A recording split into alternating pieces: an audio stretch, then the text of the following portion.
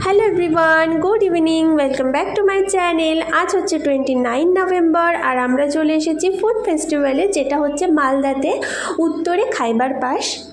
এটা চলবে 28, 29 and 30 November. তো এখানে প্রচুর খাবারের স্টল ছিল আর প্রত্যেকটি খাবারই খুব লোভনীয় ছিল।